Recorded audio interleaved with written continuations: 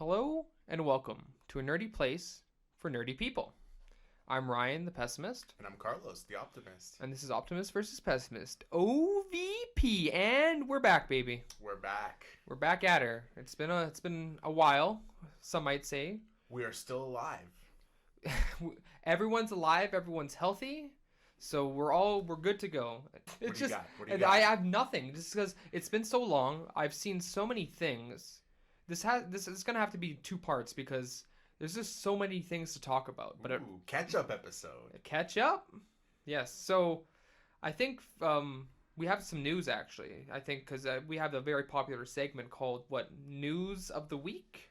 News of the week. So I believe you have this news of the week. What is it? Give me one of these. So this is like a couple of weeks now, obviously. But But given the circumstances, I think it's fine. so first and foremost, Yeah. the Flash movie, which has been in various amounts of development and turmoil, scripts being rewritten by actors, start dates and pushbacks, and is it Yeah. ever going to be made? Is it going to be made? Is it even worth it now? Because the whole Justice League debacle. We should have a bet and see which movie comes out first, the Flash movie or New Mutants, because both of them opposite sides, both in but New Mutants is made. You would think that gives it the advantage, But but it doesn't. It just keeps It would be not releasing. It'd be a fair bet then. So I don't know. I think I would probably go with the Flash movie because they seem to never want to release New Mutant. And then there's the stuff that happened with Ezra Miller, where he apparently he assaulted a lady. Oh, So now it's unclear if he's gonna even return, but they haven't said anything about it. So maybe he's fine. let's get the actual Yeah. news. Let's get All the right. actual So news. basically, the thing is, Michael Keaton is in early talks to show up in this Flashpoint movie. Okay, so is it confirmed that the Flash movie is going to be a Flashpoint movie? That's been confirmed. Yeah. Weird that you would have your first outing as Flash, having it be like a bigger overall story that involves a lot of the DC universe. They didn't start off small here. They're starting off like really big because if I remember correctly, Flashpoint deals with alternate realities. Right. Yes. So they're going big already. They're going big. Yeah, and also weird because Flashpoint has been done animated Yeah. already, so they have that. Yeah. And then also the Flashpoint TV show also did a Flashpoint couple of episodes in a season. So. Everyone seems to love Flashpoint so much. I think because I think I saw most of the movie, the animated movie. And it's an okay concept. It's a fine idea for a Flash story, but it's not like people seem to think it's like the be all end all Flash story. I don't know. I just think there aren't a lot of big historic Flash stories that are just Flash. As the main character, you're probably right. That's probably why people are People talk about Crisis on Infinite Earths when the Barry Allen Flash died, but Yeah. that's not really his story. No, that's It's everybody's his story. moment. Yeah. Okay. So then Michael Keaton is in potential talks for this movie. Yes. So this would be returning to the Burton universe, Right. Yes. and that Batman 30 years or however on into the future, Oh. and he's been made aware of alternate realities, so he knows what's up. So, are we replacing? This is spoilers for Flashpoint, if you don't want to know spoilers, then don't listen to the podcast. So, is he replacing then what Thomas Wayne's is that universe being replaced then by the Burtonverse? Yes, so I'm guessing that's what they're trying to do, how they're trying to be different Okay. adaptation wise, but Okay. it seems more like a complete marketing and gimmick thing, because Affleck leaving and just the state of the Batman? DC movies, the state Yeah. of Batman, Yeah. and also because I'm guessing the Robert Pattinson stuff is separate. It's its own thing with Matt Reeves. So, Oh, kind of like what they did with Christopher Nolan's Batman. So it's not gonna be interwoven into any of this. Yeah. And I feel like I don't know. I feel conflicted about it because on the one hand, I would love to see him back just because he's just such a good actor and I like him in most things, and it'd be cool to revisit that universe because they would have to, you know what I mean, pay that homage. Yeah. And it'd be interesting to see it in the future how much Burton-isms would you see? Like, I mean, it would be reined in, hopefully. But, like, yeah, I definitely... Because this was back when Tim Burton didn't lose his mind yet. So this is when he kept everything in check in terms of his art design and style and stuff like that. So it'd be nice to see how that specific architect developed. Because, yeah, I do really like the style a lot of his movies or in the Batman verse, for sure. Um, so obviously, so that's an interesting idea, but it's so odd that they would pick an actor who would so clearly like fit Thomas Wayne's role, because in that universe, Thomas Wayne ends up being Batman after his son is killed, after Bruce is killed, right? Yeah. Yeah, and then his mom is the Joker. So it's so weird that they pick such an obvious choice that would work for that role, and they'd be like, "Oh, it's not him, actually." You know what I mean? Yeah, it's also weird not to take advantage of that story element. Yeah. And adapt it, just because it's so Interesting. like, fascinating. Yeah, I agree. Really, and it's such a fresh take on Batman, which is never. It's really hard to do fresh takes on characters that have been around since, like the 40s and like the 60s with like some Marvel stuff, and that's just always something that's stuck out to me. And then also, it's unclear if they would do the Atlantean and the Themysciran War. Oh, it'd be hard to fit that into the film for sure. But the thing is that Aquaman and Wonder Woman have been arguably the two most successful adaptations. Was in the DC Aquaman stuff. was Aquaman successful? Yeah, Aquaman did great. I never saw it. Made good money. People like it a lot. There's really there's not a lot of beef with Aquaman. So bringing back those two actors for that Flashpoint movie, it's almost like you get to do a Justice League 2 without doing a just like when they did Civil War. It's a Right. Captain America film, but everyone from the Avengers is in it, so it might as well just be an Avengers film. That would kind of really undercut Flash a lot. That would diminish his role significantly, which I mean works because like Flashpoint wasn't just his story; it was a big story. But like, yeah, for your first outing, first movie, right? It just seems it'd be a bit tough. It seems like not the right story. It seems like that would be the end of a trilogy almost. Yeah, like they'd have to maybe even do two films, like split into two, so that you can kind of set that up better. I don't know. It'd be tough. So yeah, I'm really on the fence on whether or not I like the fact that they're gonna go back and revisit the Burton verse, or like instead of following the actual story itself. So I don't know. What do you think? Or do you like it more? I don't know, man. It's so many variables. Like, Yeah, that's I like true. the idea of him returning, but I still don't really trust Warner Brothers. Like, I know they've had a change of the people that are running the studio. Yeah. And I thought Shazam was really good for what it was, and it was fun, but Okay, here's a third idea. We call up George Clooney, and instead of revisiting the Burton verse, we revisit the Schumacher verse. rest in peace. Oh yeah, Joel Schumacher. yeah. And I guess and pay respect to him. I was gonna make fun of him, but now I can't do that. Thanks, Killed it. you really killed it. And bring back Arnold Schwarzenegger.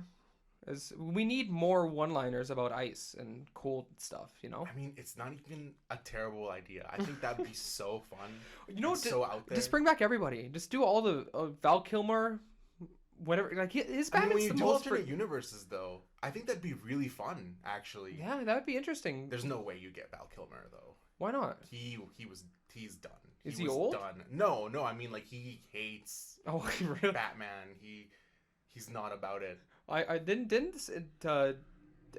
Tommy Jones? No, what's his name? Tom Tommy Jones? Lee Jones. Tommy Lee Jones. There we go. Tommy Lee Jones. Didn't he also had a horrible experience doing Tom Batman? Jones. Yes. I feel like Tommy Lee Jones has had a horrible experience in every movie that he's ever filmed because Yeah. he's just so So crotchety you and would say angry. you would say it's not unusual then. Not at all. But speaking of Two-Face, that could also be a cool thing where you could have. I mean, he wouldn't really be doing much, but you could have Billy D come back and be like an old Two-Face for like a little cameo. Hey, this thing that I never got to be. Hi. I mean, it's there. It was just like when with the guy with the lizard who they set up for 3 films and then never had him be the lizard in Spider-Man. He would have been a way better lizard than the lizard that we got eventually. Yeah. So, all right. So that's the Batman news. I think you have another form of news for me. So then off of this. After this got kind of announced that he's in early talks and that they're trying to get him to come back for this. Yeah. Then people kind of kind of went off of that and are speculating, would he do a Batman Beyond where he's the older Batman? And people got excited about that because Batman Beyond is a thing that people have been wanting to see live action for a really, really long time now.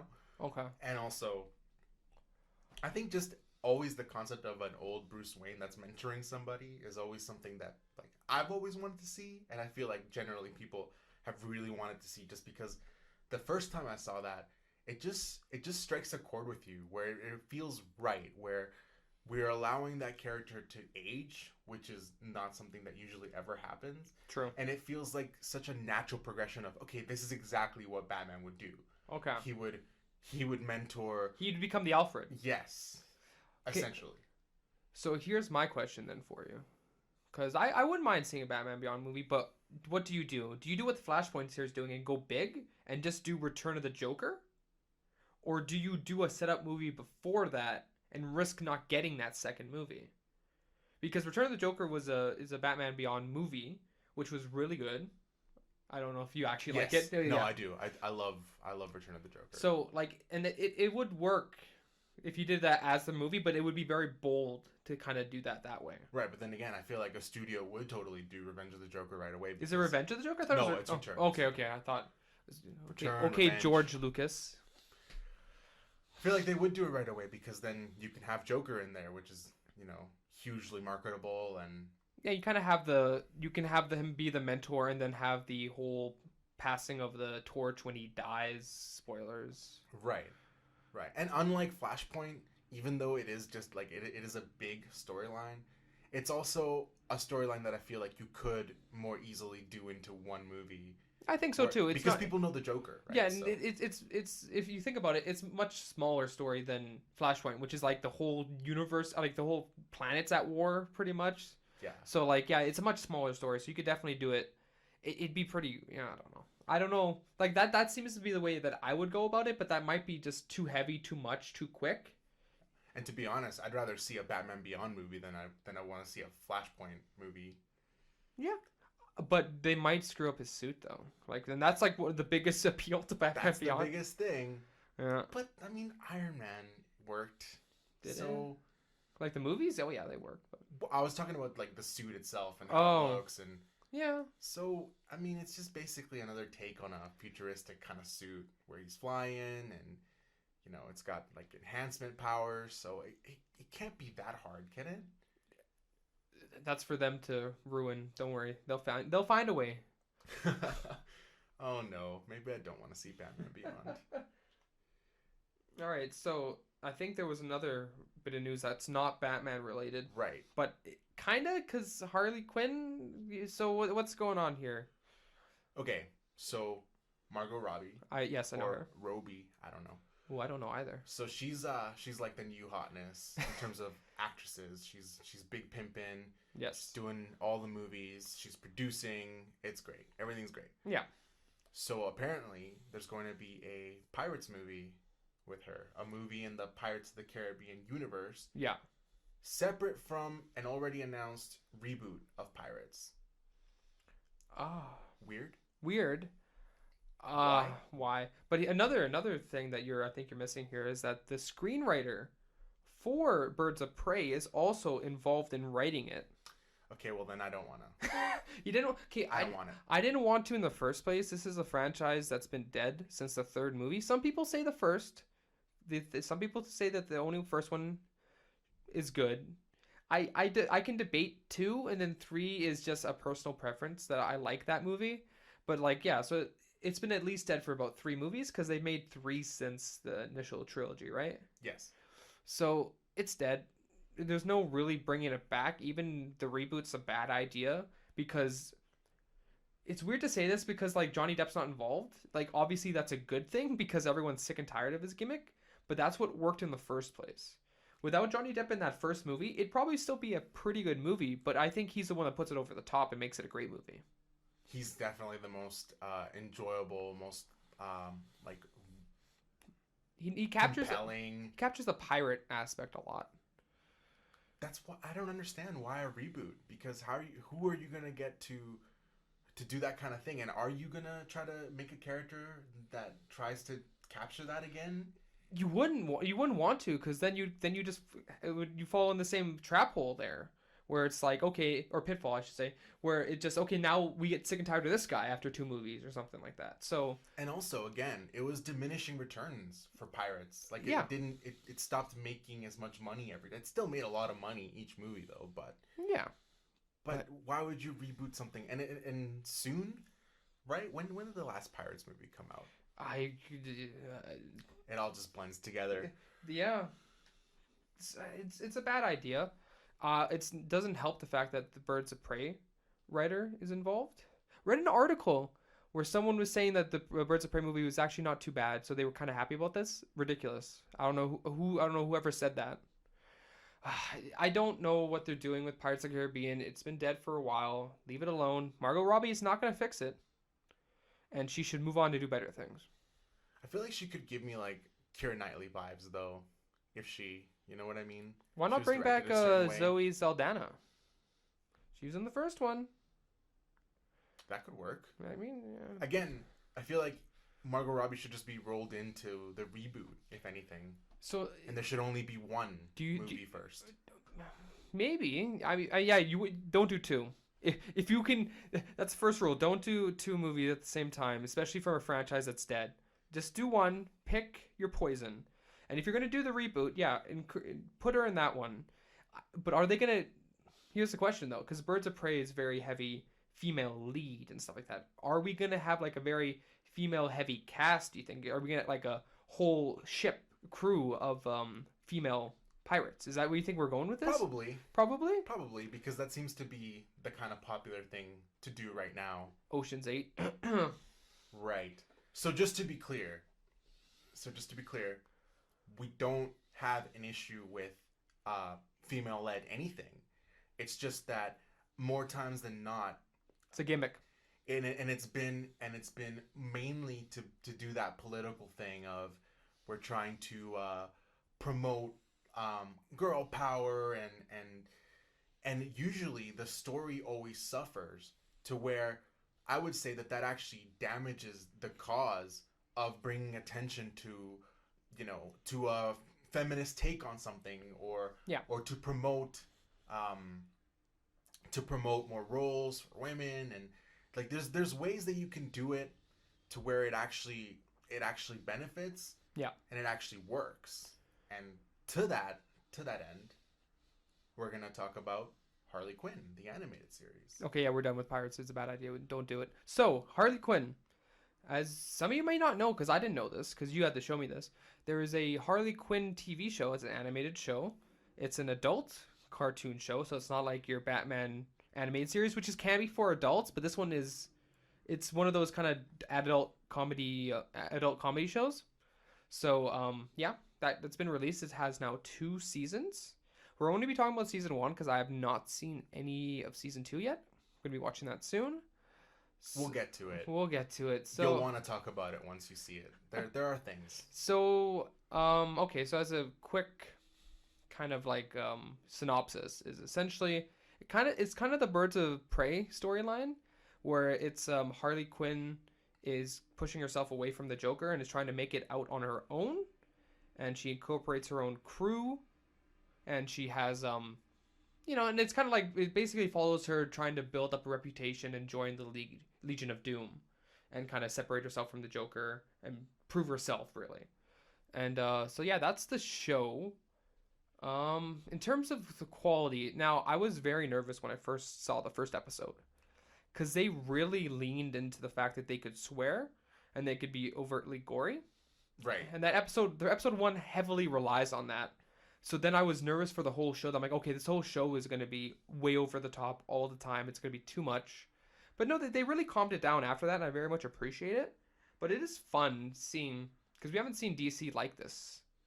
Really. We get to have Marvel. Marvel has Deadpool, and Deadpool, through his like gimmick, we can kind of have fun with the Marvel universe in a more adult, more fun way, I would say. And even some of the DC animated stuff that has been like for adults and rated R because of violence, usually that's where it stops. Because of the violence. Like they've had animated stuff like with the Suicide Squad and other things where you see that kind of like gory, like hyper violent nature. But even there, they don't usually swear. They don't, you know what I mean? It's not that kind of thing. Yeah, and then this one obviously you get to poke fun at the DC universe, which rightfully so. There's a lot of fun stuff going on there. So I was nervous officially, but then at first, but then it did calm down a bit. I will have to say though, like I really like she's a Big Bang, right? Yes. Big Bang Theory. Yes. The I don't remember. Penny is her character. Yeah, Penny. Penny plays Margot Robbie. I'm getting all the names confused. She plays Harley Quinn, and she's great. Poison Ivy is also great. I think she's from How I Met Your Mother, right? Is that the lady from How I Met Your Mother? Like the Robin? Ooh, maybe. Man, we haven't fact checked at all. No, this is bad idea.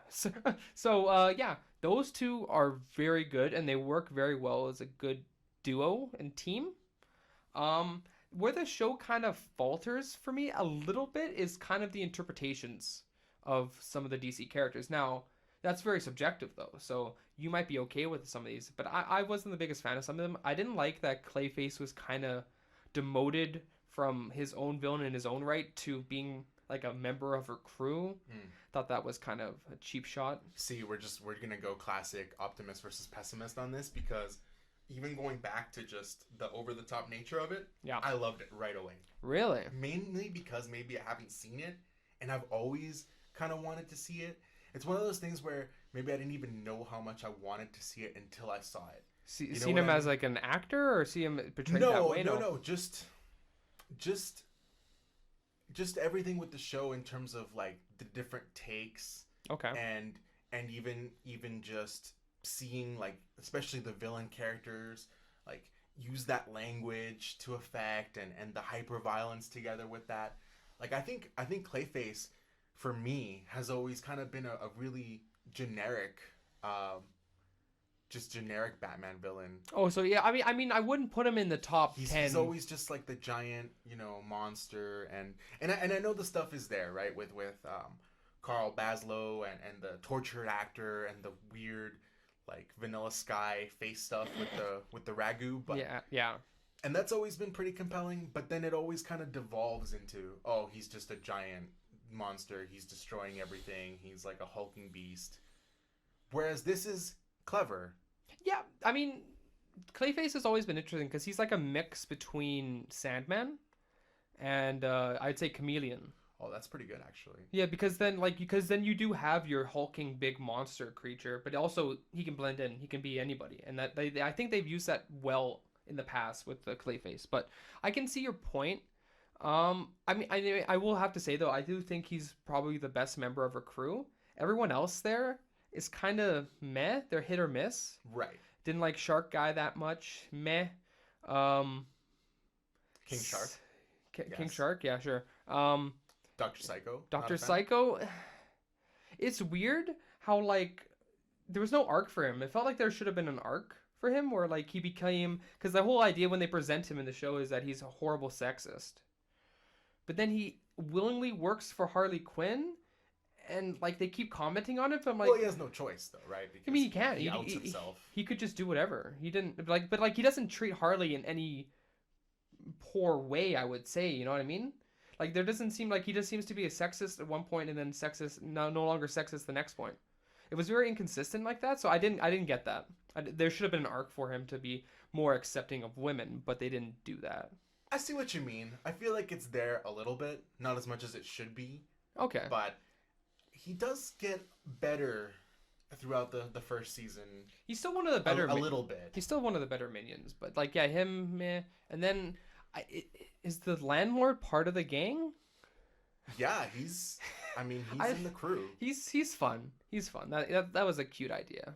So essentially some of the characters, DC characters, are like, they really took a shot at Bane. They did not like Bane. Did you think it was funny? I think it was funny though. Yes. The voice is really funny. Scarecrow, I mean, like, it's weird though, because, like, they'll go all out on specific characters, like Clayface and who we just said.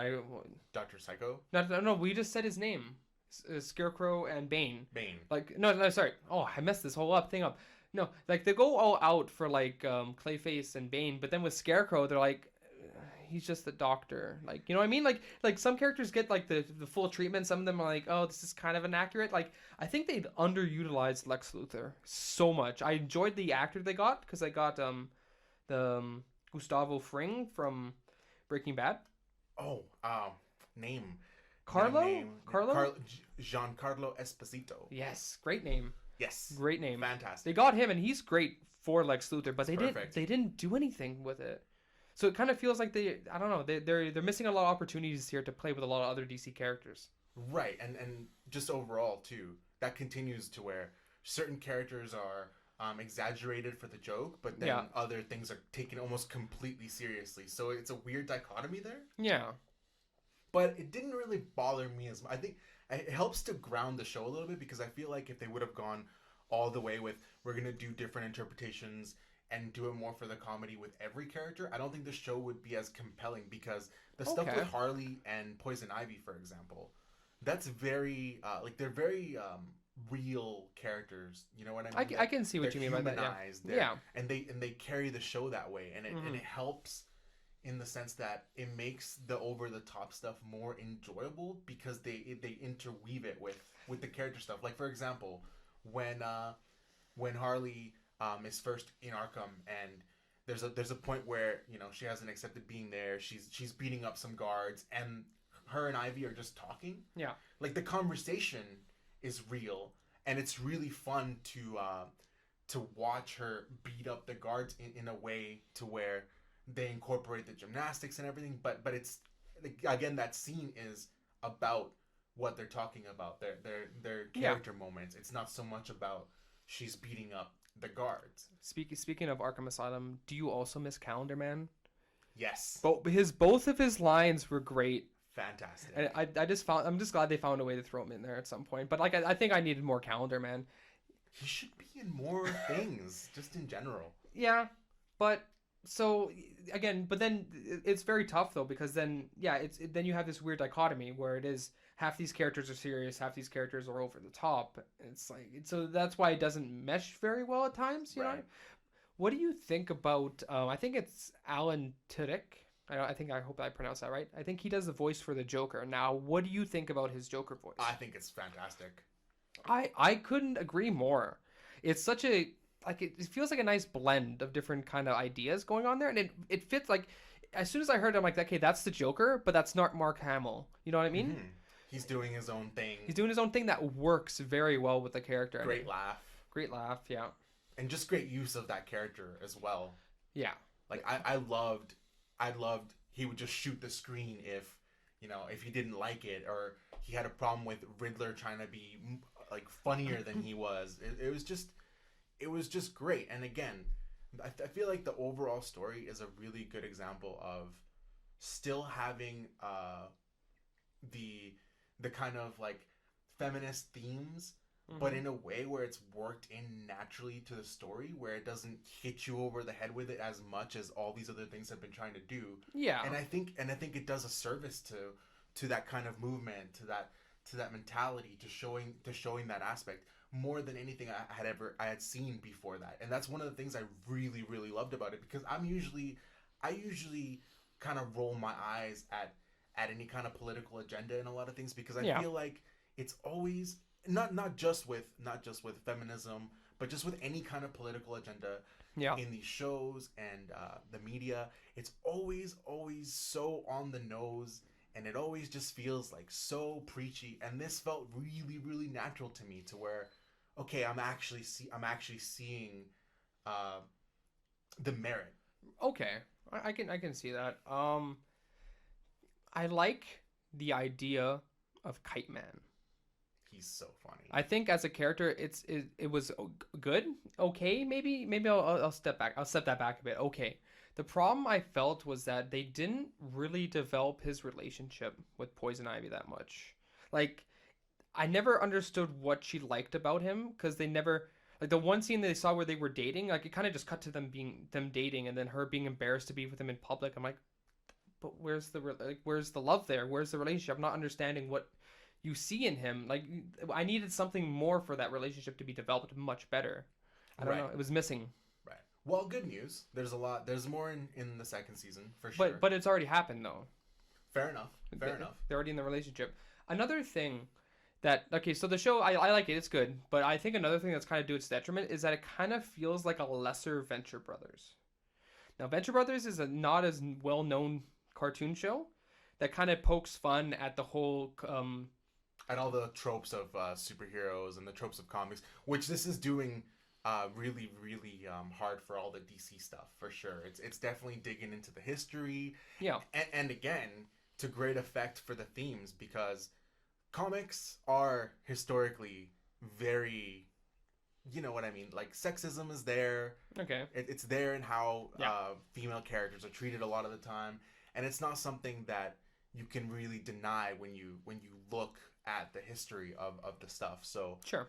I appreciated that quite a bit. Okay, but I think the Venture Brother does the poking holes or looking and making fun of the hero industry better than this one does. I kind of felt like a lesser version of that at times. Like I mean, like it has good like there's it is misc in terms of episode quality. Not every episode's good. Some episodes are pretty meh. Some are better than others.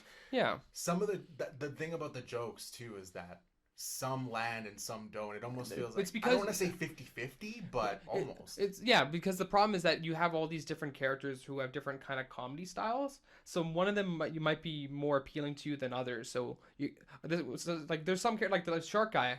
He's not gonna make me laugh ever. Like he might say one thing that makes me laugh for the entire thing. So like that's a character just written that's gone for me. He's not gonna make me laugh. There's a moment where King Shark. So his different take is that he's a hacker. He's good with computers. Yeah. So he's not just like a hulking shark monster. Yeah. Which is usually what he is. He's like a Killer Croc type thing, but with a shark. Yeah. Yeah, it's like that. There was a scene where he needs to get to a computer and he just literally just eats the guy that one was pretty good. It's pretty funny. That was pretty good, yeah. Pretty funny. But yeah, I understand what you mean. Whereas other than that, he's just kind of mostly there. Yeah. He's likable, which is enjoyable. But how did you feel about the portrayal of the heroes? I didn't like it. I mean, like we didn't really like Wonder Woman was portrayed fine. We didn't really get that much Superman or anyone else besides Batman and Jim Gordon. But I'll get to those guys. I'll get to Batman first. Batman.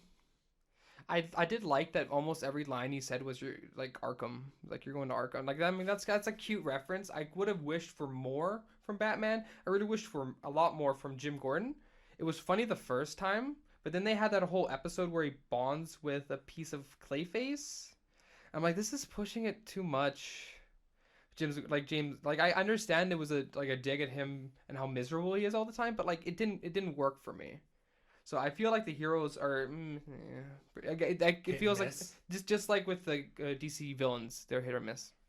Fair enough. Yeah. So, but overall, I think the show is good. I look forward to seeing the second season. But like as from what I can tell, we've already done the main point of the story. So how do we keep going from here?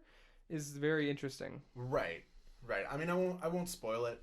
The second season still has some really good like high points. Yeah. Some really, really good episodes in terms of just character backstory and again fresher takes. Okay. More interesting takes. But it also has some very low points. Oh, great. And a little bit of retreading. So if the show goes on, and I'm curious if it will, it probably will because it's still. Is it popular? Pretty successful. Popular. Yeah. Okay. It's gonna be interesting to see how we carry forward because they are taking a lot of liberties with the DC stuff. Yeah. But then, like you said, in other times they do a very like straightforward kind of adaptation. So it's just like a really weird dichotomy, and I'll still watch it just because it is fascinating. It's different. Did they do their own version of No Man's Land, essentially? Yeah, so that's kind of how the second season starts, but it's okay. I mean, all right, minor spoilers, but it basically just turns into Arkham City, which is not what I guess No Man's Land is kind of like that. Yeah, but I mean, the comic is a little more serious, more political. It's not so much the video game of like here are the different parts, and that's mainly it. Okay. Kind of disappointing not to see the other side of that, the kind of serious Okay. Favorite character. Ooh, oh, hard. I maybe Kite Man, just because I thought he was so funny. Wow. And the thing about that too is, before we move on, I love that they brought in the D list or like Z list characters. This would be the time to do it, to poke fun at it. Like Yeah. Kite Man is the type of character where only really people that are like deep into comics, like if even major fans of the properties, like if you said that there's a Batman villain called Kite Man and Condiment King, they'd be like, you're joking. They're not real. Yeah. But they totally are. 100% real. Now, my favorite character is Poison Ivy. I think she's the best straight man. She's a great supporting character. She's just great all around. I loved her a lot. She's probably the best written. I think so, yeah. She's really kind of stole the show a bit from Harley. But okay, so yeah, that was Harley Quinn. And since this is going to be pretty much talking about all the animated stuff we've been seeing, we're going to move on and we're going to talk about the last season of Clone Wars. Now, yay, this we're is talking about Star Wars. This is, I keep forgetting that. Even though it's called Star Wars Clone Wars, just calling it Clone Wars makes me feel better because I don't want to think about Star Wars. But so this is pretty much a sequel to when we talked about Clone Wars, because we had like a brief summarization of the entire series and our thoughts on the entire series. I will say right now, my thoughts have not really changed on it. Fair. But yeah, let's talk about the last season. The last season was 12 episodes. It just finished airing like a couple months ago, I think, or something like that. So it does follow, unfortunately. Is this like in Dave Filoni's contract where it's like I need to have 4 episodes that don't matter in any given season? Yeah, So it's inconsistent, obviously, I don't understand. Which is the Clone Wars, like that's their mantra, inconsistent to the very last season. So yeah, with the first 4 episodes, actually, we might as well group them into 4 because 4, 4, 4. The first 4 episodes are very reminiscent of like kind of classic Clone Wars. The Bad Batch. The Bad Batch, yes.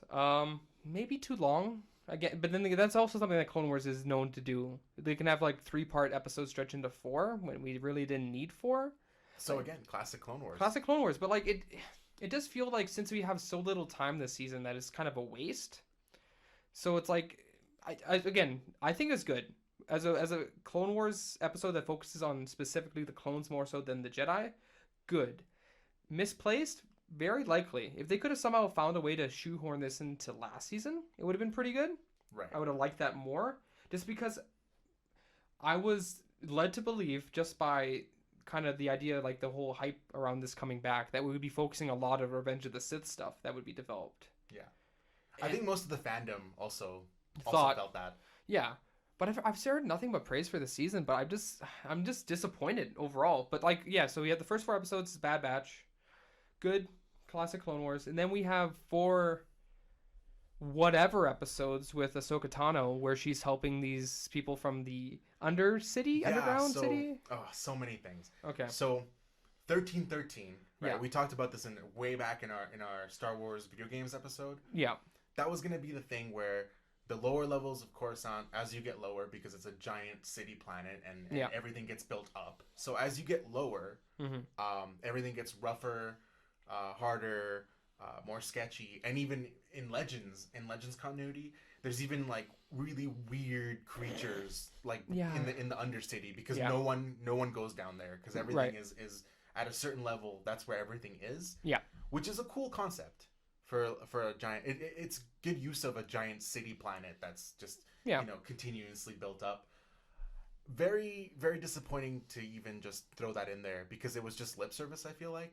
Oh yeah, 1313 was literally just a reference to, hey, remember the Star Wars game we almost made that people wanted to play? Remember this cool story element that people really want? Yeah, no. Right. So the only good thing I can say about these 4 episodes is that the point is to show like the flaws of the Jedi as a whole. They do it horribly. Do these characters, because basically what it is that these 2 characters, basically, like, when Coruscant was attacked, their parents died as a direct result of inaction by I thought that the Jedi, something like that. Right. Right. Something that the Jedi did inadvertently led to the death of the parents, and then the Jedi just kind of says like, "Hey, like, I just kind of a take of don't grieve for the people that pass on to the Force, and the Force is gonna be with you." And it's kind of like, well, that doesn't help me. Exactly. Yeah. So, Okay. So they exist for two reasons. One, to show that the Jedi from a different perspective, which kind of affects Ahsoka Tano badly because she starts to piss me off in the next couple episodes after that. And then also two, to set up Maul so that we can set up the next 4 episodes. So this is all just set up for the last 4 episodes of the season. And yeah, like there are things I kind of like in it. I like that there's less emphasis on lightsaber combat. I like how it's less like pew pew shooting battle stuff. It's more like sneaking around, hand to hand combat, sneaking like tricking people. Like I enjoyed that aspect more. But man, there's one. This thing really bothers me, and this is very specific in a specific episode. So essentially, one of the scenarios is they let the smugglers go so that they can go get them the spices that they should have given them in the first place. right. So, to get back Ahsoka Tano, because they don't know that she's a Jedi and she's just gonna break out anyway. So Right. they go and they essentially lie to try to get these spices from these workers. These people are like normal people just working an everyday job.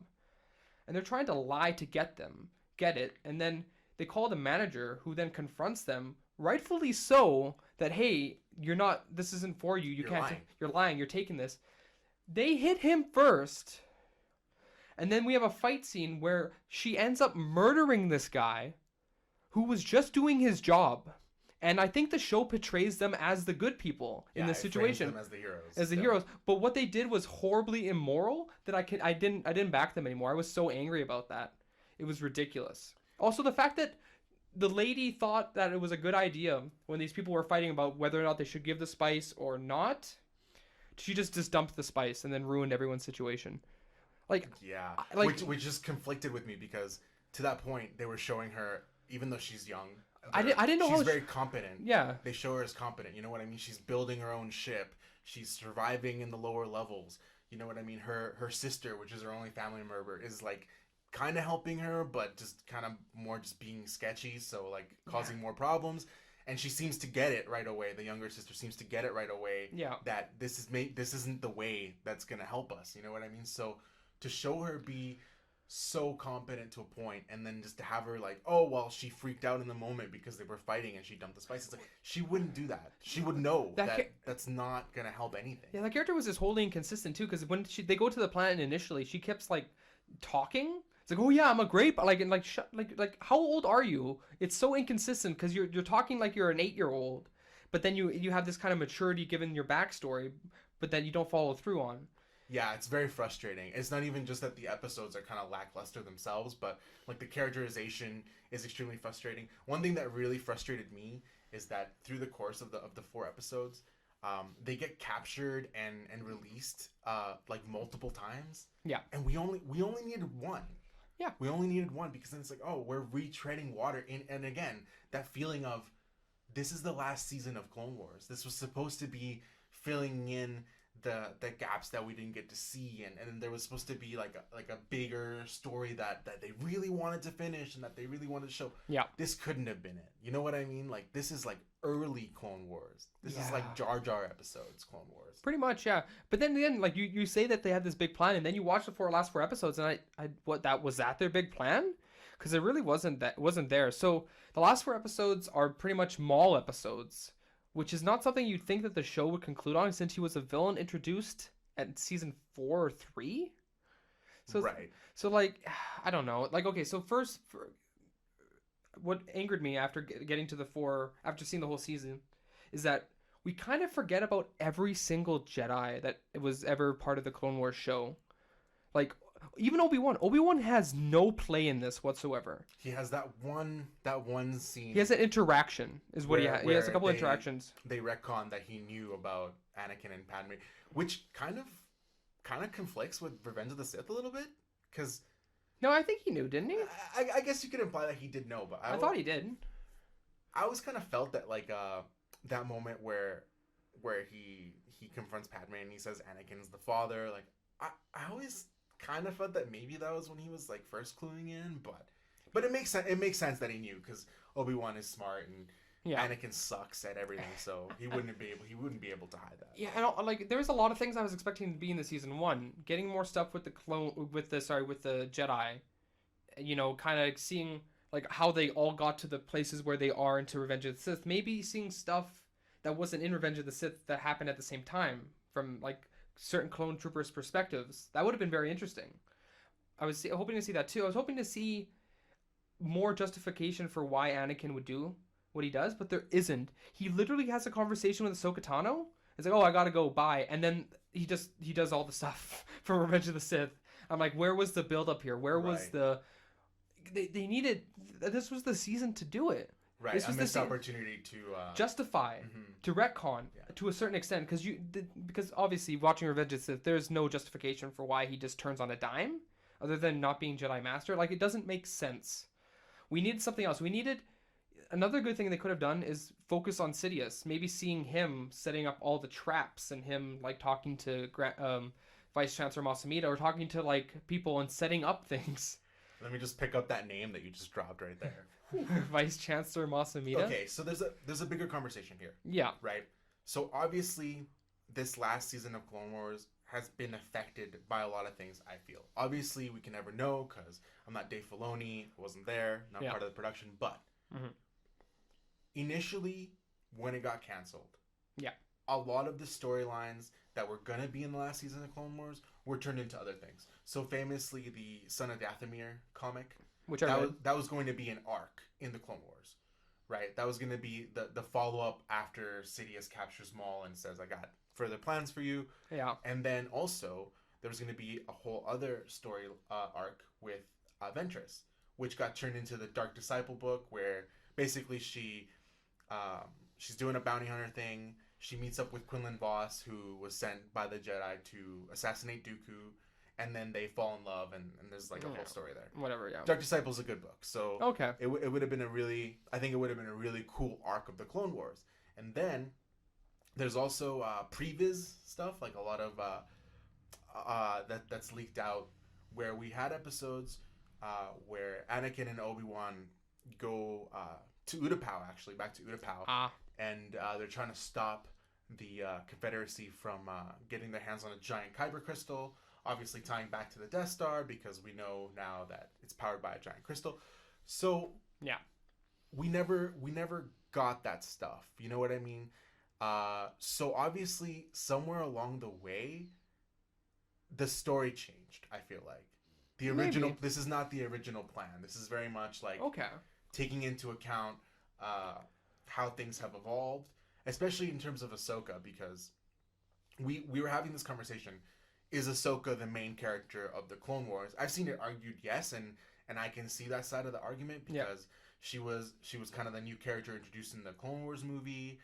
The series grows with her. Yep. She went from being a hated character by the fandom to being loved. Okay, but my argument for that is that her arc kind of concludes when she leaves the Jedi Order. So then she's already had her full arc. We're done with her. I mean, I'm glad that she came back. It was fun to have her back again, but it's hard to justify that she's the main character because it's already done and finished, and she was already out of the show for a season or something. So, like, it's more back to being Anakin and Obi-Wan. Right. But, so this season really bothers me. The more that I think about it, like, overall... We have 4 good episodes, 4 meh episodes, and then 4 very good episodes. I think that's fair to say. Absolutely. But it feels like this season is just... We didn't need this season. This is what you could have done. Scrap everything this season, essentially. You take those 4 beginning episodes, you put them in the last season. Like, you put them... Or have them as their own separate movie kind of thing. Kind of, you know how, like, people release spin-offs? Like Clone Wars, Bad Batch, and then you release that. Get rid of the 4 in-between episodes with Ahsoka Tano and those smugglers. And then you release those last 4 episodes as an Ahsoka movie. And then you create your own new season. And then focusing on the stuff that they needed to focus on. Because honestly, I was so angry. Because when we got to the 4 episodes, or the first episode of the last 4 episodes, it kind of just put everyone where they needed to be. We didn't get anything from Grievous. We didn't get to... anything about why Ki-Adi-Mundi is there, why Plo Koon is there. There's like, hey, everyone's in these places, and then like they interrupt. Like in the beginning of that episode, they interrupt the siege of Mandalore with oh hey, they're at Coruscant. It's like, why is everything happening off screen? We never got to actually see a canon version of the siege, or not, I don't know if you would call it a siege of Coruscant. Nothing that's canon anymore. So they missed a horrible opportunity, missed their chance for being captured, missed any kind of discussion with Grievous about the situation. Like, there's just so many missing pieces, and this movie thinks it's okay to have everything happen off screen while this is happening, but then there's parts missing, so there's no satisfying conclusion for any of these things that happen. Like the last bit of the last episode is not satisfying because that there isn't very much conclusion there. It kind of just stops rather than concludes. You know what I mean?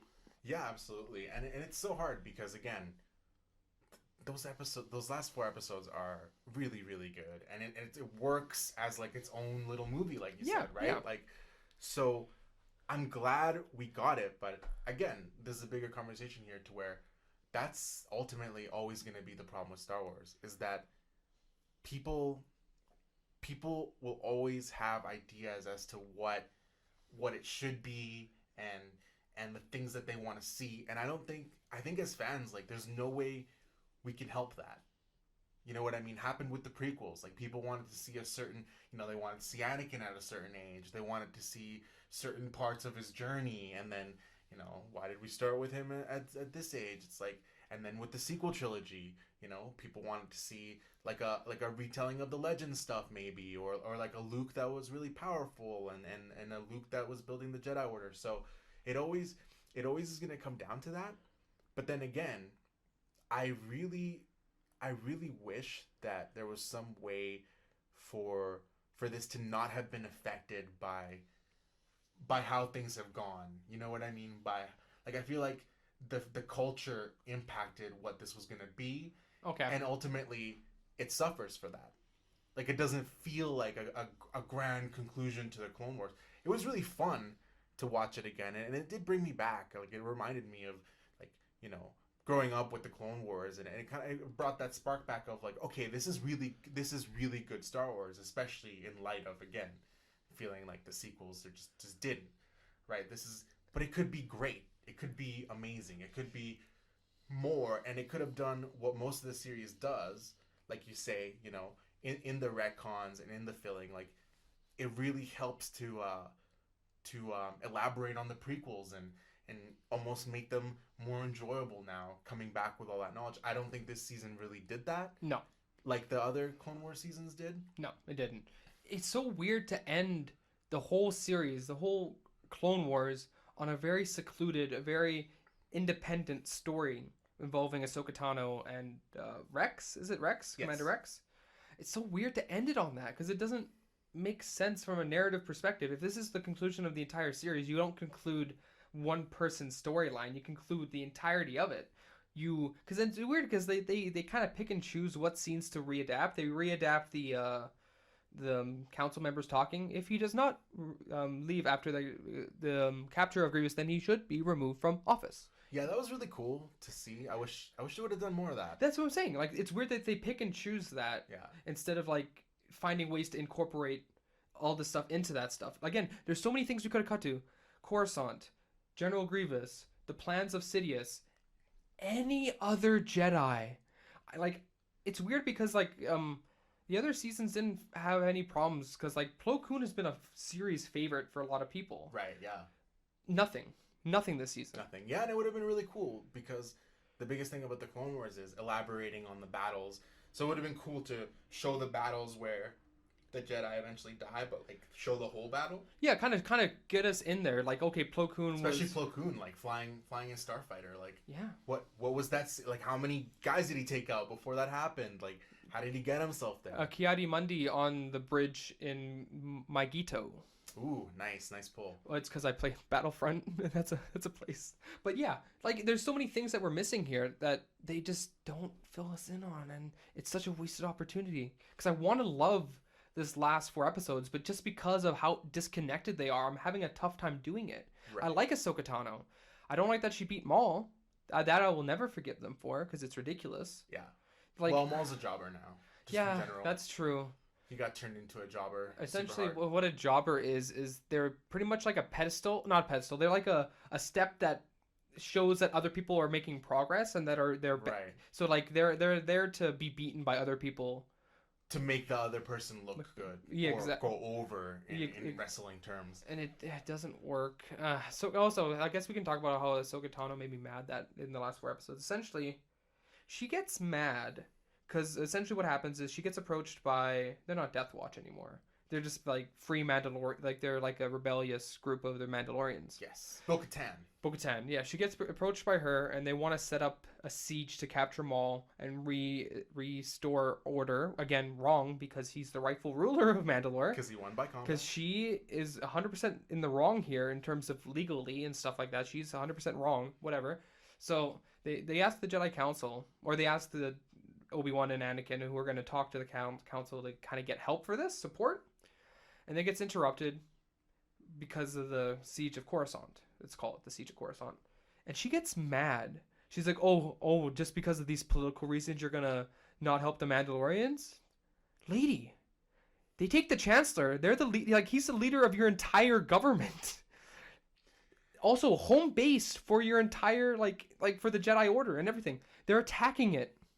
What do you want them to do? Yeah. Ignore that? Oh, sorry, no. First come, first serve. What about Mandalore? We can't help you because we'll have no Jedi Council. But it's ridiculous. It made me so angry that she had this kind of perspective because it didn't make any sense. Mm-hmm. And it kind of ruined. It kind of puts a dapper on like what is a really good set of scenes of her reuniting with them and the clone troopers still showing Ahsoka respect because of everything they've gone through with the paint and the... I love that scene, by the way. That's a great scene. Mm-hmm. I love that. And then they do some weird stuff with Maul. Like, she also makes me mad because when 66 happens, she breaks out Maul. But she doesn't break him out to save him. She breaks him out because she needs the distraction. And she refuses to give him a lightsaber to defend himself. So she literally sent this man to his death, potentially, for her own betterment. Well, she's not a Jedi anymore, so... But she acts like a Jedi, though. Like, it's so weird that she's like, I'm not a Jedi, even though I act 100% like a Jedi, better than most Jedi, even. So, like, I didn't like that. And then she gets mad that, like, he steals the ship. Like, obviously he's going to steal the ship. It's Maul. You screwed him over, 100%. Like, yeah. A lot of weird things. Let's end on a good note, though. Okay. There's a lot of little things that are really enjoyable. And then there's, like, also a lot of little things that are meh, but... What were some of your favorite kind of like moments or characters or ideas even? I liked the introduction of the Bad Batch a lot. I liked having like the idea of like we have these defective to a certain extent clones that don't look like the other clones and then they have enhanced powers because something was off about them. I like that idea a lot. Yeah, they're essentially like X-Men in Star Wars. Pretty much, yeah, kind of. I can definitely see that. So that's fun. I enjoyed that planet that they attacked a lot, though, because I get to see the Techno Union. Yes. The Techno Union, we no play at all during the movie, so fun to see them. I like their droids a lot because they can fly, and that I like that shows that like droids are adapted to where they're built and stuff like that. Yeah, that's some great lore, isn't it? Like, and we haven't had like new lore that's like really satisfying in a long time. I will say, I don't know if I can give this season this credit. Maybe you can tell me yes or no. Have they ever been to the planet that they were at in the 4 episodes of the Meh episodes? The Pikes planet. Because I don't know if they've been to that specific planet. I want to say yes because there are those episodes where they try to go rescue Sifo Dyas, and the Pikes are the ones that have him at the Citadel. Up. Right. Is the Citadel on Pike? Unclear. Unclear. Okay, so then I can't give it to them because I was going to say I like their design a lot. Their armor looks really cool. I like just their general alien designs are really cool. Obviously, the last 4 episodes, there are minor things I don't like about it, but still really good. Yeah. The Siege of Mandalore is great. The lightsaber battle between Ahsoka Tano... Sorry. We're gonna die now. Uh-oh. Yes, the The battle. battle between Sokotano and Maul is really well animated. I think the animation for the whole season as a whole really stepped up, and They it's got probably that Disney money. they got that Disney Woo! money. So like Right away, you all can that tell. works well. The great moment with Commander Rex being really sad about killing his brothers who have now turned. I also like the fact that she was able to single him out and get the chip out of him. I enjoy a lot of that. I enjoy bringing back. I think was it season 5 or season 6, the when he recorded what happened to Fives. Right. That would have been season 5, I think. Yeah, I really enjoyed that they brought that back to light. It's like, oh, that's good continuity. Mm-hmm. Same as saving the other clone from the Yes, from the Echo. Techno-Union. Echo, yes. Great. I didn't think I didn't think they were gonna pay that off, And then it pays off him joining the Bad Batch. the Bad Batch. And it's also great, like, to show that kind of like, again, a more like political angle and like a good way that Clone Wars is really good for doing, because the Techno Union is technically neutral and technically, but they're not. No, They're scumbags. any Trade Federation person is not neutral. Yeah, so like all that stuff. So like there's still a good amount of stuff that I like in it. It's still a good show. That's why I'm saying like my opinion of the show has not changed. Like, it hasn't gone better and hasn't gotten worse. It has stayed the same. It just right now I feel an overwhelming sense of disappointment in what we could have had. We could have had these things as 2 separate movies and had a whole season regarding Revenge of the Sith stuff that would have helped justify all the actions in Revenge of the Sith, and also kind of also could have enhanced them in certain capacities, Right. which was lacking in the movies themselves. So obviously now they're gonna continue to do animated stuff. Yeah. Because it's been successful, and in fact, the Clone Wars this season was super successful on Disney Plus. Mm-hmm. So the Lucasfilm people have kind of like given lip service to that. Hey, like, if you keep watching them, we'll keep making them. So More Clone Wars? I don't know if it's gonna be more Clone Wars, but it's definitely gonna be another animated thing. You know what would be kind of fun? This is what you could maybe do as a sequel series. You focus on the clones who are part now of the Imperial Army. Right. I kind of see like have them disband or something like that. Yes, and there's a lot of cool lore stuff with that too, because We have that in Rebels, right? There's a storyline in Rebels where they encounter old clones. old clones. So like we could, yeah, I don't know. So in the canon, the clones, Yeah. especially the further they got out from the first generation, Mm-hmm. they age really Rapidly. accelerated. Yeah. So they kind of become like busted pretty quick. So it would be really cool to see, and they get phased out. Exactly. Yeah. pretty There's a quickly. reason why by Empire Strikes. No, sorry, by New Hope that they're just They're regular guys. Yeah. So it'd be fun to see something like that. Yeah. It'd be fun to see something like that. Yeah, but I think that concludes our discussion regarding Clone Wars. Move on to our final animated show that we'll be discussing, Ooh. which would be Rick and Morty season 4. They had just released all of the new season, and we are going to talk about it. Okay, so complete shift.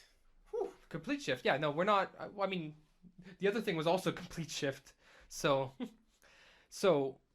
what are your general impressions and thoughts on the season 4 as a whole? I guess before we get into individual stuff. I loved it. I think, Okay, as a all right. whole. I think, and interestingly enough, too, to catch up, I rewatched all of Rick and Morty before watching season 4. Okay. So again, it just like, I feel like it also gave me like renewed like love and appreciation for Rick and Morty as Okay. a whole. Yeah.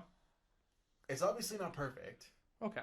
but I think the majority of episodes are great, and there's probably only like 1 or 2 episodes that you could say are like not as good. But overall, like, I thought they're still firing on all cylinders in terms of the jokes and the story structures, and it's still interesting and it's still weird in a good way. So, like, really, I think overall a great season. How about yourself? Okay. So, I think that this season was a lot. I didn't watch all of the seasons like you did. I only watched season 3 because I hated season 3 a lot. So I watched season 3 and then I watched season 4 back to back, kind of. So season 4 I found to be a lot funnier than season 3 was. Is in general as a whole, as I felt like a lot of the, like, especially in the episodes that weren't great in season 3, it wasn't funny at all. A lot of stuff like Pickle Rick, I didn't really care for that story. I didn't think it was that funny. I think it's better on a rewatch without all the hype. Maybe, but even then, even after the rewatch, I'm like, okay, the pickle Rick stuff is interesting, but then we have cut back to the therapy, which is going nowhere, and it's what's the point of this? So okay, but so season Development. 4, yeah, season 4, I would say it's probably also more consistent, so it's funnier and more consistent. But I think that might serve, which is gonna be weird, as a detriment to it, because I feel like it's more consistent, but at a lower grade than what season 3 was. Because season 3, you have those kind of wild, varying episodes. Some are really really good, and some are whatever. And I feel like this one's are like they kind of go down to good. Most of them just being kind of good, and so we don't have as high a highs. I find Right. like there's nothing in here like the Rick Atlantis mix up. Like that's still one of the best episodes of Rick and Morty ever. The opening episode for season 3, Rick Shank Redemption. Yes. That one's also Probably like one of the best. one of the best episodes as well. So like we have like Morty's Mind Blowers. Like there's a lot in season 3 that are just amazing, and this one has a lot that are really good. There's maybe one or two that might be amazing, but it doesn't have as high highs, I felt. So okay, bigger conversation then. Okay. Is it better to be good for more of the episodes than to be inconsistent for any kind of show? You know what I mean? Because normally you'd say I'd prefer all of the episodes to be like really good, maybe not amazing, but really good. Yeah. Rather than having like some amazing episodes, but then some like really kind of like not good episodes. I feel like you'd normally say that for a series. Yeah. It's really weird because like we're talking about a 4th season here. So we've had like I will argue that the first 2 seasons are just amazing. Like there may be lower episodes, but even like I thought the lower episodes were justified and were good and were still funny. They just weren't as interesting maybe as the other ones. Whereas in like when season 3 and 4 have hit, there's episodes now where I'm like, this really doesn't work that much. I don't know. So like my answer would be, I think I enjoyed season 4 more than season 3 overall. But then again, those highs, you can't match those highs. So it's really hard. I understand what you're saying. It's really hard to kind of justify, because I can't justify season 3 for those 3 or 4 episodes that are amazing. So but like I have to look at season 1 and season 2 did it somehow. So like it kind of feels like almost like Rick and Morty are kind of losing it. Like they're losing that kind of magic that was so central to the first 2 seasons.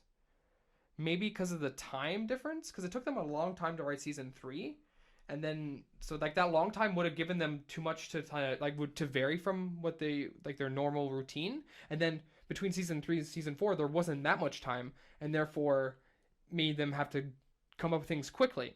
So, right. Like there's like we have both kind of ranges going on there. So that's another bigger conversation thing where yeah, Rick and Morty is one of these animated adult kind of series where there's been such large gaps in the seasons. Yeah.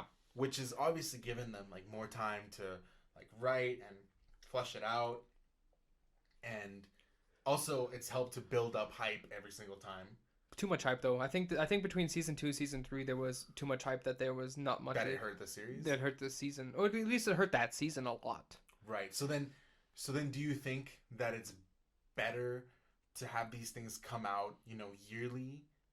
Or would you like to see another series kind of try to do this where it takes its time with every season and it doesn't necessarily have to continue, and it doesn't have to be kind of on that like hamster wheel of like, okay, keep going, release another one, That's really tricky. That depends on the writers, because then either you get kind of Family Guy, which is horribly stagnant, and then they're doing it every season, like it's whatever, or you have guys like but then you have that, but then you also have South Park, where it's like we have 6 days to finish this episode, and then they do it, and some of those episodes are some of the best episodes they've ever made.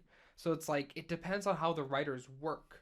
And I think a lot of the problems that maybe that are coming out in season 3 and season 4 comes from the disagreements between Justin Roiland and Dan Harmon. I feel like that it has been impacting the show, because I'm sure I don't know who's for who, because I know that you are a big fan of the story elements. I mean, obviously I'm a big fan of the story elements as well.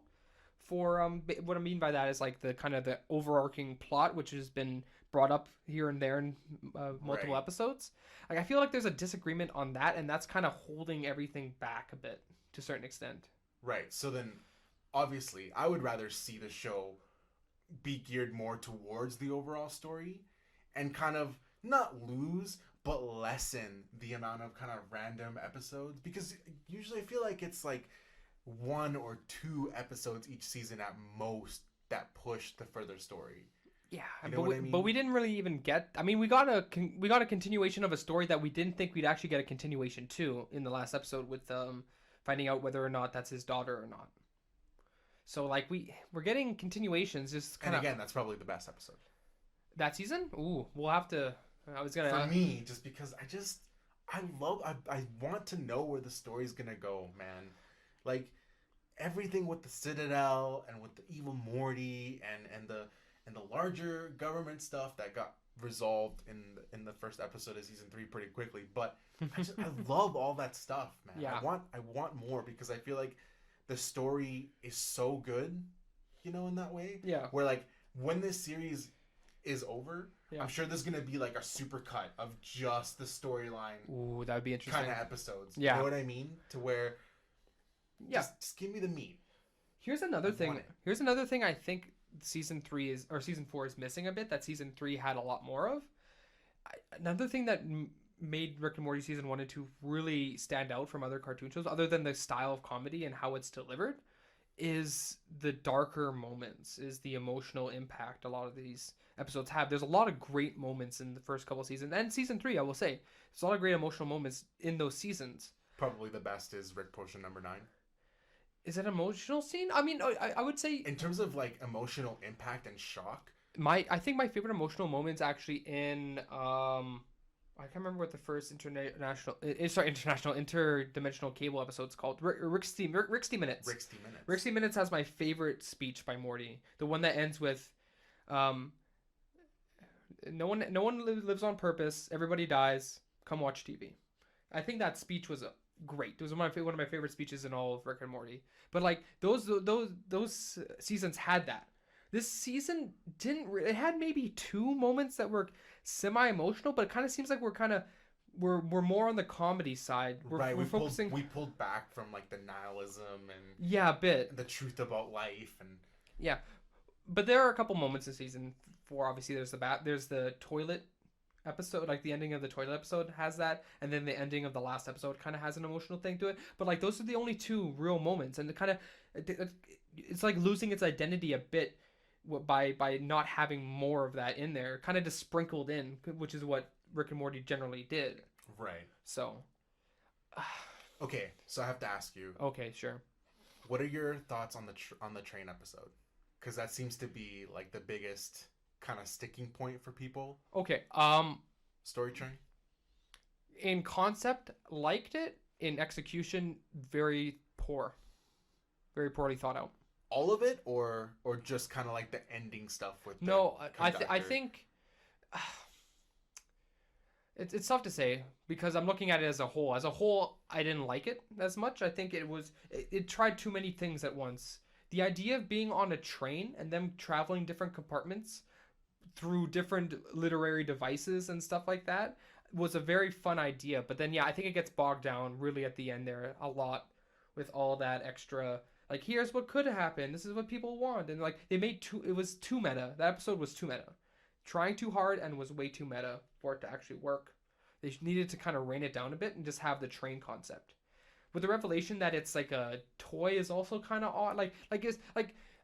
That's probably one of my favorite comedy moments in the bit where he's just going crazy about capitalism. That's probably the best joke of the entire season for me. Just because it was so out of the blue and I didn't understand what was going on for a little bit until I finally got it. But like that was great. And also just the break of the fourth wall and That's what I'm saying, like, current events and like, all of that. That's what I'm saying. Like even when season 3, like if this wasn't like essentially season 3, when the episode was bad, even the comedy wasn't great. But that episode, the comedy was still there. It's just the storyline just was way too much. So that's why I'm saying like the whole show is much more funny. It's funnier this time around. So yeah, I gotta say the train episode I thought was interesting, but it kind of failed in execution. All right. Yeah. So I want you to tell me what your worst episode of the season was and what your favorite episode or best episode of the season was. You know, weirdly enough, like I already said, I love all the story bits. So you would think that the last episode is the one that really does it for me. But I think my favorite episode is gonna have to be the Death Crystal episode. The opening episode? Just rewatching it again, I just one, it's such a good concept, just in terms of like Morty and his character, and also I'm a like obviously big fan of Akira, so Oh, of course. nice Yeah. little reference, something that like weird for them to reference. Obviously, I mean I don't know them personally, but like I was really surprised by it, Yeah. and also it got the most like emotional reaction out of me in the sense that like it was so frustrating to see Morty just keep going and just be like, oh, I want this death kind of thing, and it's like, but it's not even that good, you know what I mean? You're just dying beside her, and you're being an idiot. Yeah. Like, so I love the I love that it got that rise out of me, you know what I mean? You love the fascism? Yeah, I mean That was a great bit. I loved that bit too.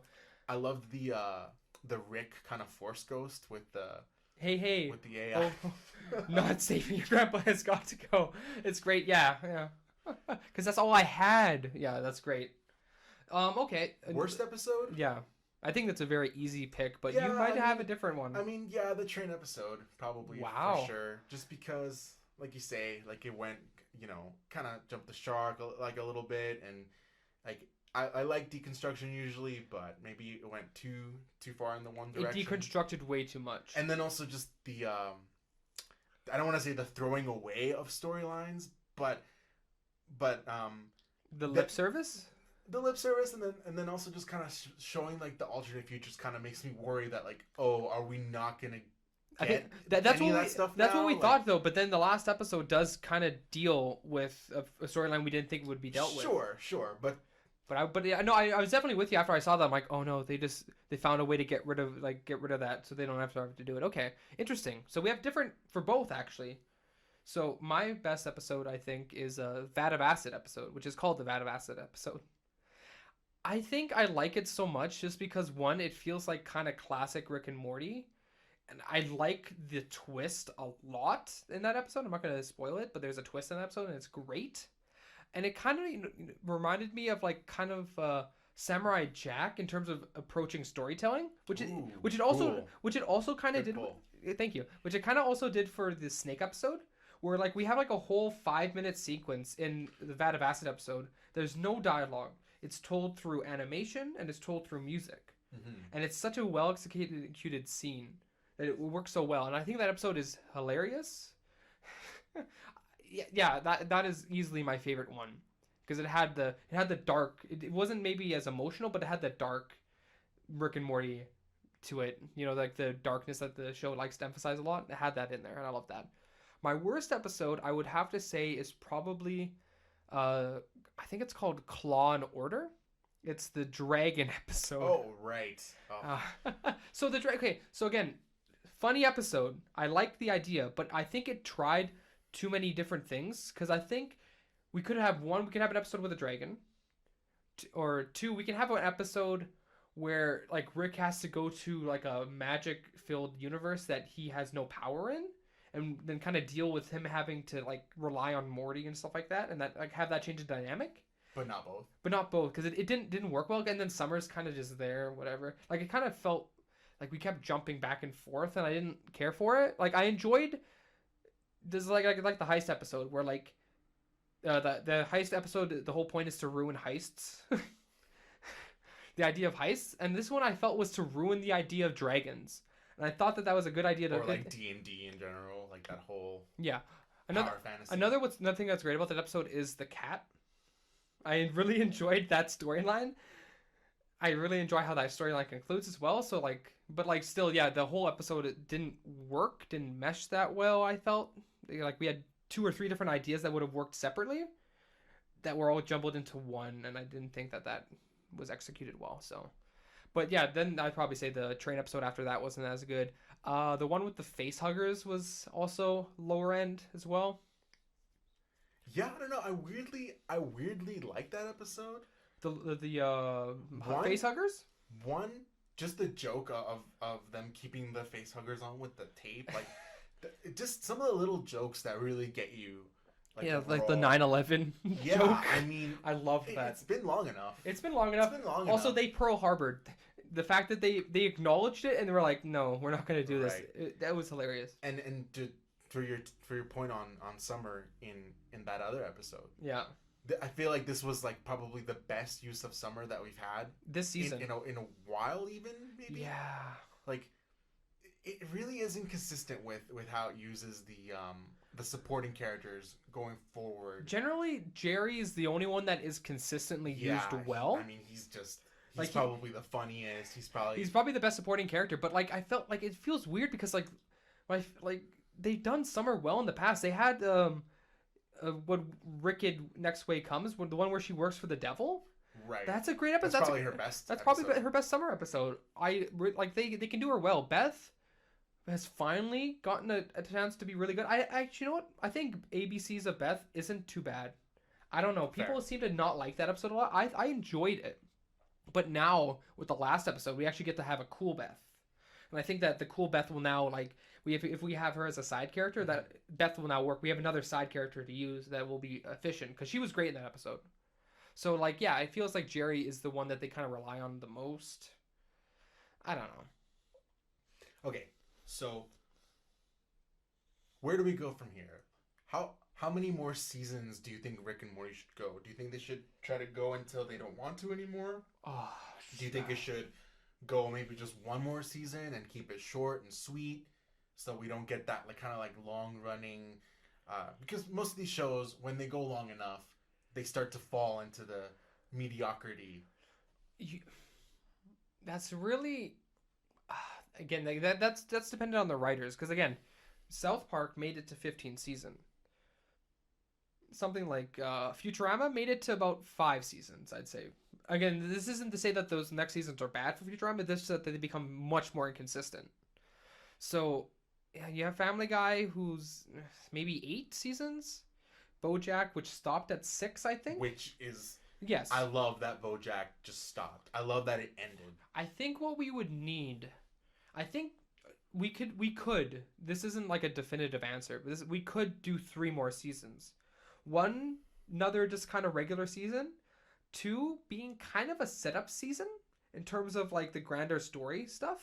And then a last season To pay everything off. to pay everything off. I think that we could do it that way, and then we'd have a total of 7 seasons, and that would be a pretty nice number. Right. I'm gonna agree with you on that. I really want this to stay under 2 digits for seasons. Yeah, I want it to have a satisfying ending. I almost want it to I want to be left wanting more. Right. Okay. Because that's always the most satisfying in terms of these series, and then going back to revisit, it's always disheartening when a show continues past the point of the people wanting to do it, the spark being there, Yeah. the creativity being there just for like monetary reasons. Yeah. And it happens more times than not, Mhm. right? So, Well, I think we're gonna take a bit of a break here. We've been going at it for a while, and we'll be back at it. We'll be probably going to be talking about some of the movies we've been watching in the break. So we'll see you guys next week. bye-bye.